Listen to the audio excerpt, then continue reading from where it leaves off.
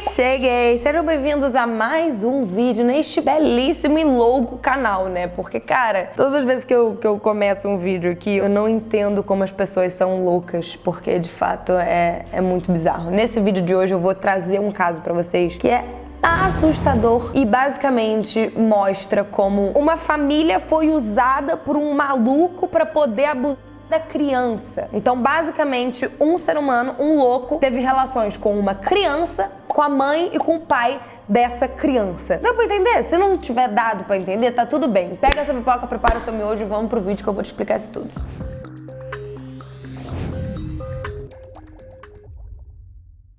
Vamos lá, Jan Broberg Felt nasceu no dia 31 de julho de 1962, na pequena cidade de Pocatello, em Idaho, Estados Unidos. Ela era a filha mais velha de Bob Broberg e Mary Ann Broberg, e ela tinha duas irmãs, uma chamada Susan e outra Karen. O pai delas era dono de uma floricultura e a mãe trabalhava em casa. E aí, quando a Jan tinha 8 anos de idade, deu bosta. Por quê? Eles receberam na vizinhança um novo vizinho. O nome dele era Robert Berthold. O Robert e a família dele também começaram a frequentar a igreja essa que a família da Jan frequentava. E aí eles se aproximaram bastante. O Robert, esse vizinho novo, também era casado, tinha filhas da mesma idade que a Jan e a Karen e a Susan, então elas brincavam juntas, enfim. Duas famílias virando amigas, olha que lindo. Depois eles se tornaram ainda mais próximos e aí ele foi apelidado pela família da Jan de B, tipo, só B. Basicamente o que eu tô tentando dizer é que o Robert conseguiu conquistar a confiança da família inteira. A proximidade era tanta em tão pouco tempo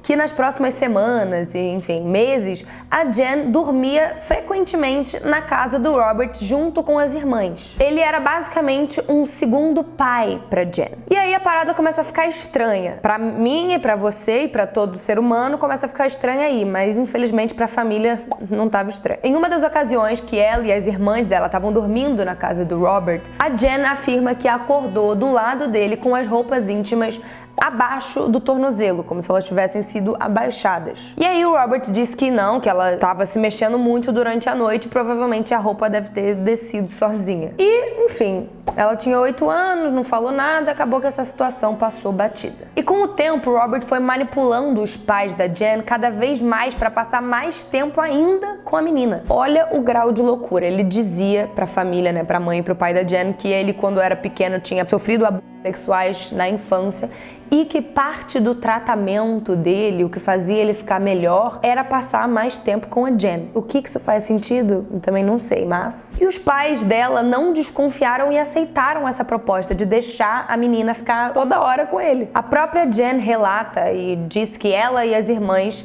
dormiam pelo menos 4 vezes por semana na casa do Robert. E não foi durante, sei lá, um mês, não. Foram 7 meses dormindo 4 vezes por semana na casa desse homem. Só que, enfim, as irmãs dormiam em outras camas, talvez com as filhas do Robert, mas a Jan dormia na cama do Robert, junto com o Robert. A princípio, todos dividiam o mesmo quarto, né? Ficava lá a esposa do Robert, o Robert, as filhas e as irmãs da Jan, todos no mesmo quarto, mas quem dormia na cama com a menina era o Robert. Até que ele teve a brilhante ideia de separar o quarto. Ele resolveu subir uma parede onde ficaria só, tipo, uma cama pra ele e pra Jan e os demais do outro lado da parede. Quem que não achou isso esquisito? Quem que não achou isso, no mínimo, duvidoso? E aí que vem a parte, eu não posso falar mais bizarra, que pra mim é bizarro desde o início, né? Mas vem uma parte mais assustadora e louca. É que o Robert, esse ser, ele tava manipulando tanto a mãe quanto o pai da Jan, porque ele mantinha um relacionamento com os dois. Ele se relacionava tanto com a mãe da Jan quanto com o pai da Jan, fazendo com que eles se traíssem sem saber que eles estavam se traindo. E eles estavam se traindo com a mesma pessoa, que era o Robert, que estava abusando da filha deles. Tipo assim, você entendeu esse circo? Mas se você acha que tá ruim, meu amor, se tá nesse canal é óbvio que dá pra piorar. O Robert, inclusive, falava, né, pros pais da menina que ele tava cuidando dela e dando vitaminas pra ela, só que Não eram vitaminas, eram sedativos. E aí eu me pergunto, né? O que Deus ele fazia com essa menina enquanto ela estava sedada e apagada? Não sabemos, né? Ele conheceu ela quando ela tinha 8 anos, né? Tudo bem, agora a gente já tá na parte da história que ela tá com 12 anos. Em outubro de 1974, logo após ela completar 12 anos, o Robert ligou pra mãe da menina falando: Oi, tudo bom? Queria levar a Jen pra andar a cavalo e tal, posso? E a mãe disse: óbvio, vai levar minha filha pra andar a cavalo. Claro, você é um pai pra ela. O Robert então buscou a Jen na aula de piano e saiu com ela pra ir andar a cavalo. Não foi levar pra andar a cavalo bosta nenhuma, já chegou dando sedativo pra garota. Falou pra ela que era um remédio de alergia, ela tomou, a garota, ó, vral, apagou e não viu pra onde tava sendo levada, né? Enfim. E aí um dia se passou, 2 se passaram, enfim, dias se passaram e os pais da Jen nada de tomar uma providência, de querer saber onde que essa bosta desse Robert tinha se enfiado junto com a filha deles. Tipo assim,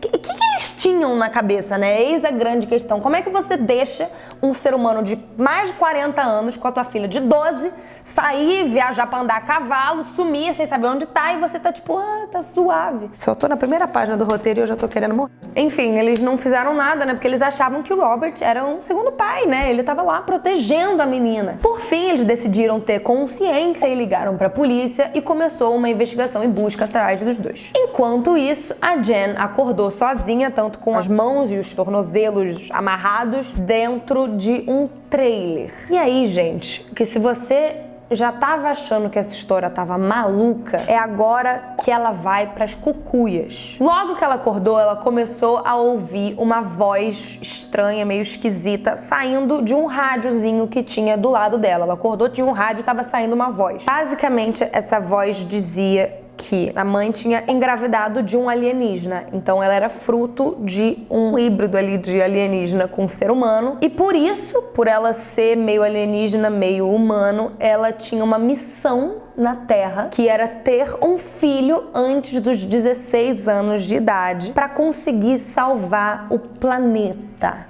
Pode acabar a história aqui, né? Por mim, a gente levanta e vai embora. A Jen tava muito grogue, né? Porque o Robert estava dando sedativos pra ela o tempo todo. E ela tava sendo ameaçada por essa voz. Essa voz ficava falando pra ela que ela tinha que engravidar antes dos 16, que senão ela não ia salvar o mundo. E essa voz também dizia pra ela que se ela não aceitasse essa missão de engravidar antes dos 16 e tal, a irmã dela ia ser raptada pra ficar no lugar dela. Então ela tinha meio que proteger a irmã, porque a irmã dela também era fruto de um alienígena. Sendo assim, a menina se viu ali numa sinuca de bico, né? Não sabia se o que fazia, acabou concordando com essa missão de salvar o planeta. E aí que vem o Robert, que deveria ganhar um Oscar por essa atuação, porque ele também estava dentro do trailer e fingiu ali que estava acordando no susto, como se os dois tivessem sido raptados, sabe? Tipo, ai, meu Deus, como que vim parar aqui? Sendo que ele que fez os dois pararem ali. Então ele contou a Jen que enquanto eles estavam na estrada, uma luz veio, uma luz muito forte apareceu, desceu em cima do carro e fez com que os dois fossem abduzidos. Então, basicamente, eles tinham sido abduzidos por ETs. De uma forma muito inocente, tadinha da Jen, a menina pediu pro Robert pra ser o parceiro de missão dela. E ele concordou, né? Afirmando que nada de ruim iria acontecer com ninguém. Enfim, agora eu vou ler o próprio relato da Jen saindo da boca dela. Nas primeiras semanas eu nem sabia quanto tempo tinha se passado. Lembro bem dele mexendo nos armários do trailer e um deles tinha 3 ou 4 livros. Eu sabia que os livros eram sobre sexo. E logo em seguida a voz alienígena disse: pausa, voz alienígena. É o Robert com a voz distorcida, tá? Achamos que está na hora de pedir ao seu companheiro homem para fazer aquilo que torna as pessoas felizes. Eu não me lembro de um abuso violento, como já ouvi outras mulheres descreverem. Ele só inseria um pouquinho do órgão. Esse vagabundo é muito inteligente, mas ele usa a inteligência dele pro mal. Mas enfim, pega essa parte que eu falei pra vocês, horrível, mas enfim, ele só inseria um pouquinho do órgão, vocês vão entender o porquê que ele fazia isso, mas mais pra frente, segue comigo. 35 dias depois do sequestro, mais de um mês depois, no dia 20 de novembro de 1975, o Robert ligou pro irmão dele e disse que tava num trailer, num deserto, no México, com a Jen. Ele também disse que só retornaria pros Estados Unidos se os pais da Jen permitissem que eles se casassem. Lembrando que na época o Robert era casado, tinha filhas da idade da Jen, ele tinha 40 anos e a Jen tinha 12 anos. O irmão do Robert já estava ciente que ele era pedófilo porque o Robert já tinha abusado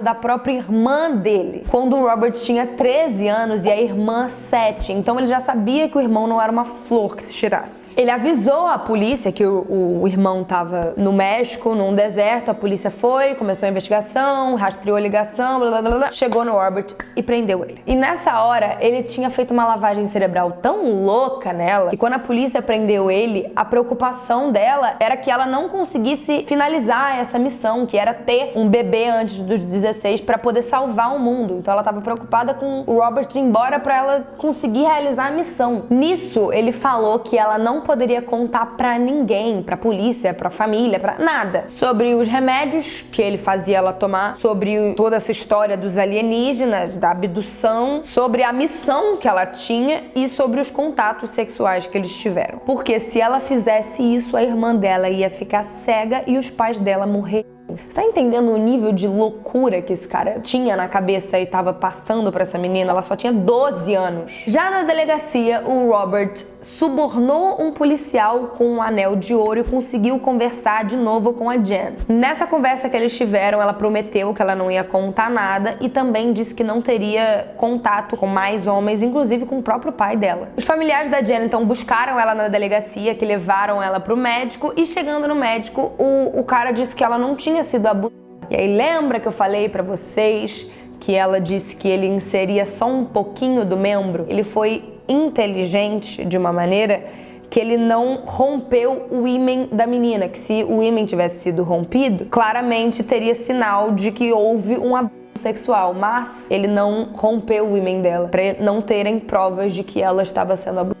Olha que doente. Quando a família da Jen foi acusar o Robert de sequestro, né? Ele sequestrou a menina por 35 dias. A mulher dele simplesmente ameaçou o casal, falando que se eles contassem e fossem na polícia, ela ia espalhar pra todo mundo que o Robert tinha um caso com o pai da Jen, enfim. A cidade era pequena, eles não queriam que isso saísse. E eles tiraram queixa, não fizeram nada e só viveram a vida normalmente. E aí você vai chegar pra mim e vai dizer, pô, acabou, né? Eles se mudaram, saíram de perto. Não, gente, não. O Robert continuou ameaçando e manipulando os pais da Jen. E quando ela completou 14 anos de idade, gente, ele começou a fazer isso com ela quando ela tinha 8. Mas enfim, quando ela tinha 14 anos de idade, o Robert comprou um parque de diversões e falou pra ela trabalhar lá. Durante as férias, normalmente as pessoas mais novas, né, os adolescentes,